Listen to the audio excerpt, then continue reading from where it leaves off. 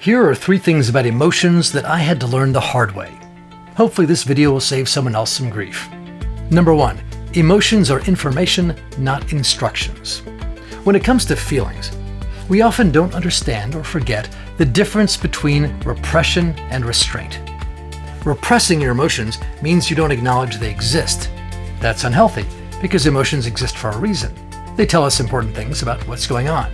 Ignore them, and they don't go away, they get stronger. And that can cause real problems. But many of us have the opposite problem. We don't repress feelings like anger or frustration. We forcefully express them in our home or workplace with no filter or consideration for others. And then we suffer the consequences. That's not good either. What we've forgotten as a society is that we can acknowledge our feelings without letting them control our behavior. The healthiest approach is not repression, but restraint. For example, if you're angry and you feel like shouting and throwing things, you can recognize, hey, I'm feeling angry right now, without lashing out and expressing that emotion in a destructive way. There's a gap between impulse and action, what you feel and what you do. And learning to pause in that gap and exercise restraint is a vital skill that many of us learn way too late. Number 2, you are not your diagnosis. People often say things like, I have depression, I have anxiety, I'm bipolar, and use those labels to define who they are. That identification makes it very difficult to get better. Those emotionally dysregulated states are real, but they are not really part of your core personality. If you were to find an effective treatment, you wouldn't be less yourself, you would be more yourself. And that distinction gets lost when we think of ourselves as the kind of people who have certain kinds of problems.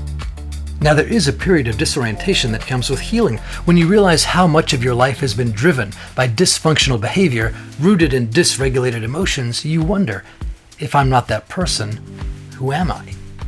And that's natural, but the sooner you realize that these conditions are not who you are, they are blocking who you are, the easier it is to make real progress. Number 3, change is a choice. You can't fix anyone else's behavior, only your own. If you or someone else is suffering because of your actions, then you can work to make it better.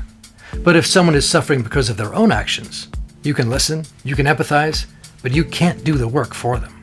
The sad truth is that trying to change someone who doesn't want to change or isn't ready to change is a recipe for frustration and heartache. None of us are perfect, so take responsibility for your own mess, but don't take responsibility for someone else's. We all face challenges and upsetting situations. Very often we feel powerless and out of control. When we do, we tend to compensate by grasping harder for control, sometimes in ways that are self-destructive. But real control isn't about trying to dictate what happens to you or change what other people do. It's about controlling how you respond to all that. You are not a slave to your emotions. No matter how you feel, you can choose how you behave. In other words, control isn't about controlling your circumstances or the people around you. It's about controlling yourself. Does any of this resonate? Let me know in the comments.